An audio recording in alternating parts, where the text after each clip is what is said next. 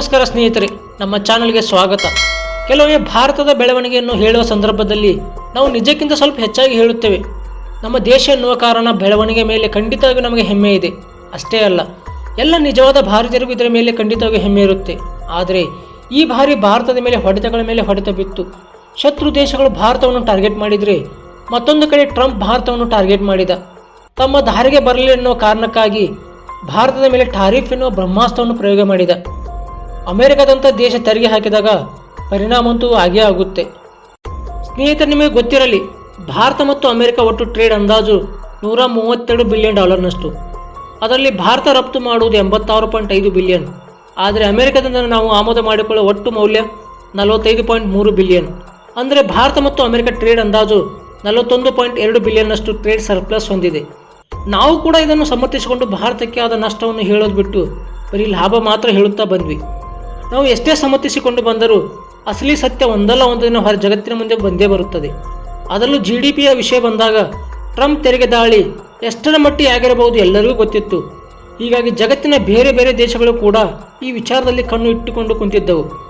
ಭಾರತ ಕೂಡ ದೊಡ್ಡ ಪ್ರಮಾಣದ ನಿರೀಕ್ಷೆಯಲ್ಲಿ ಇರಲಿಲ್ಲ. ಈ ಕ್ವಾರ್ಟರ್ನಲ್ಲಿ ಭಾರತ GDPಯಲ್ಲಿ 7.4% ಪ್ರಗತಿ ಕಂಡರೂ ದೊಡ್ಡ ಸಾಧನೆ ಅಂತ ಆರ್ಥಿಕ ತಜ್ಞರು ವಿಶ್ಲೇಷಣೆ ಮಾಡಿದ್ರು.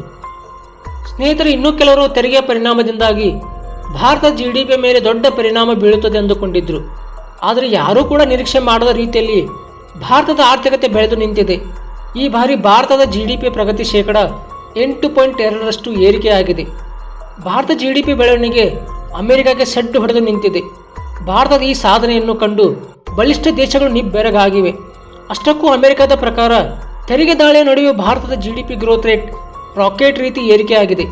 ಹೇಗೆ ಭಾರತ ವಿಶ್ವ ಆರ್ಥಿಕ ಬಲಿಷ್ಠರ ವಿರುದ್ಧ ಪುಡಿದು ನಿಂತಿತು? ಹೇಗೆ ಭಾರತ ಎಲ್ಲ ನಿರೀಕ್ಷೆಯನ್ನು ಮೀರಿ GDPಯಲ್ಲಿ ಪ್ರಗತಿ ಸಾಧಿಸಿದ್ದು ಹೇಗೆ ಎಂಬುದನ್ನು ತೋರಿಸ್ತೀವಿ ನೋಡಿ.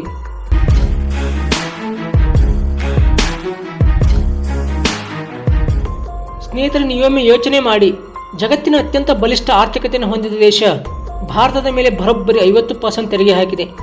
ಇಂಥ ಸಂದರ್ಭದಲ್ಲಿ ಇರುವಾಗ, ಅದರಲ್ಲೂ ಭಾರತದ ಅಮೆರಿಕ ಜೊತೆ ಟ್ರೇಡ್ $41 ಬಿಲಿಯನ್ ಸರ್ಪ್ಲಸ್ ಹೊಂದಿದಾಗ ತೆರಿಗೆ ಹಾಕಿದರೆ ಭಾರತದ ಆರ್ಥಿಕತೆ ಕುಗ್ಗುವ ಬದಲು ಹಿಗ್ಗಿ ಬಿಟ್ಟಿದೆ.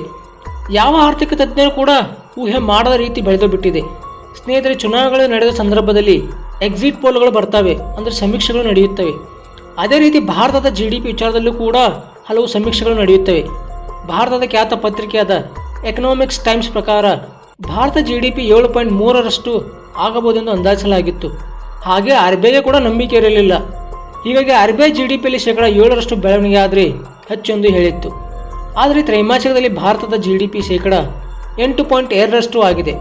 ಸ್ನೇಹಿತರೆ, ಕಳೆದ ವರ್ಷ 2ನೇ ತ್ರೈಮಾಸಿಕದಲ್ಲಿ ಭಾರತ GDP ಬೆಳವಣಿಗೆ ಕೇವಲ 6% ಮಾತ್ರ.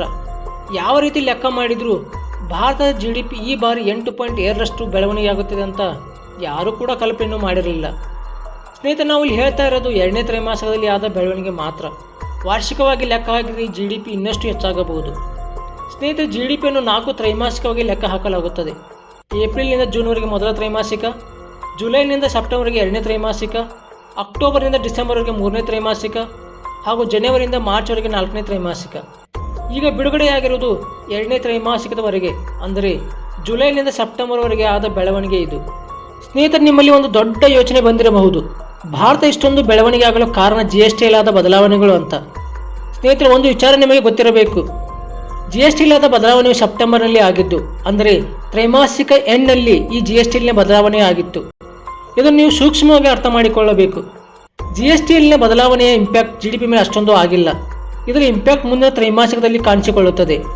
ಯಾವುದೇ ಇಂಪ್ಯಾಕ್ಟ್ ಇಲ್ಲದೆ ಭಾರತ GDP ಇಷ್ಟರ ಮಟ್ಟಿಗೆ ಬೆಳೆದಿದೆ ಅಂದರೆ ಮುಂದಿನ ದಿನಗಳಲ್ಲಿ ಇದು ಇನ್ನೂ ಹೆಚ್ಚು ಬೆಳೆಯಬಹುದೆಂಬ ನಿರೀಕ್ಷೆ ಇದೆ. ಸ್ನೇಹಿತರೆ, 2ನೇ ತ್ರೈಮಾಸಿಕ 8.2% ಗ್ರೋತ್ ಕಂಡಿದೆ. ಇದು ಕಳೆದ 6 ತ್ರೈಮಾಸಿಕಗಳಿಗಿಂತ ಹೆಚ್ಚು. ಇದಕ್ಕಾಗಿ ಇದನ್ನು ಯಾರೂ ಕೂಡ ನಿರೀಕ್ಷೆ ಮಾಡಿರಲಿಲ್ಲ. ಸ್ನೇಹಿತರೆ, ನಾವು ಸ್ವಲ್ಪ ವಲಯ ವೈಸ್ ನೋಡೋಣ, ಯಾವ ವಲಯ ಎಷ್ಟು ಗ್ರೋತ್ ತಂದುಕೊಟ್ಟಿದೆ ಎಂದು. ಮೊದಲನೇದಾಗಿ ಮ್ಯಾನುಫ್ಯಾಕ್ಚರಿಂಗ್ 9.1%, ಸೇವಾ ವಲಯ ಸರ್ವಿಸ್ ಸೆಕ್ಟರ್ 9.2%, ಇನ್ನು ರಿಯಲ್ ಎಸ್ಟೇಟ್ ಮತ್ತು ಪ್ರೊಫೆಷನಲ್ ಸೇವೆಗಳು 10.2% ಗ್ರೋತ್ ಕಂಡಿವೆ. ಹಾಗೆ ಪ್ರೈವೇಟ್ ಕನ್ಸಂಪ್ಷನ್ 7.9% ಹೆಚ್ಚಾಗಿದೆ. ಸ್ನೇಹಿತರೆ, ಇನ್ನು ನಮ್ಮ ಕೃಷಿ ವಲಯ 3.5% ಗ್ರೋತ್ ಕಂಡಿದೆ. ಇವೆಲ್ಲ ಕಾರಣದಿಂದಾಗಿ ಭಾರತ GDP 2ನೇ ತ್ರೈಮಾಸಿಕದಲ್ಲಿ 8.2% ಬೆಳವಣಿಗೆ ಕಂಡಿದೆ. ಸ್ನೇಹಿತರದು ಅಮೆರಿಕದ ಗರ್ವಭಂಗ ಮಾಡಿದೆ ಹಾಗೂ ಅಮೆರಿಕಕ್ಕೆ ಕಪಾಳ ಮೋಕ್ಷ ಮಾಡಿದೆ ಎಂದರೂ ತಪ್ಪಾಗುವುದಿಲ್ಲ. ಅಮೆರಿಕ ಇನ್ನಾದರೂ ಅರ್ಥ ಮಾಡಿಕೊಳ್ಳಬೇಕು, ಭಾರತ ಹಿಂದಿನ ಭಾರತವಲ್ಲ. ಭಾರತವನ್ನು ಕುಗ್ಗಿಸುವ ಪ್ರಯತ್ನ ಮಾಡಿದರೆ ಅದರ ಪೆಟ್ಟನ್ನು ತಿನ್ನುವುದು ಅಮೆರಿಕ ಹೊರತು ಭಾರತವಲ್ಲ ಅನ್ನೋದು ಮತ್ತೊಮ್ಮೆ ಪ್ರೂವ್ ಆಗಿದೆ. ಜಾಗತಿಕ ಮಟ್ಟದಲ್ಲಿ ಕೂಡ ಇದರ ಬಗ್ಗೆ ಚರ್ಚೆಗಳು ನಡೆಯೋದಕ್ಕೆ ಶುರುವಾಗಿವೆ. ಭವಿಷ್ಯದಲ್ಲಿ ಭಾರತ ಎಷ್ಟು ವೇಗದಲ್ಲಿ ಬೆಳವಣಿಗೆ ಆಗಬಹುದು ಎನ್ನುವ ಬಗ್ಗೆ ಬಲಿಷ್ಠ ದೇಶಗಳು ತಲೆಕೆಡಿಸಿಕೊಂಡಿವೆ.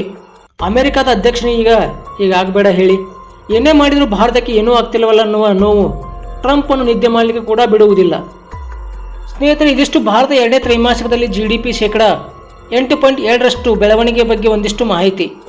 ಈ ವಿಡಿಯೋ ನಿಮಗೆ ಇಷ್ಟವಾದರೆ ವಿಡಿಯೋನ ಲೈಕ್ ಮಾಡಿ, ಶೇರ್ ಮಾಡಿ ಹಾಗೂ ಮತ್ತಷ್ಟು ಇಂಟ್ರೆಸ್ಟಿಂಗ್ ವಿಡಿಯೋಗಾಗಿ ನಮ್ಮ ಚಾನಲ್ಗೆ ಸಬ್ಸ್ಕ್ರೈಬ್ ಮಾಡಿ. ಧನ್ಯವಾದಗಳು.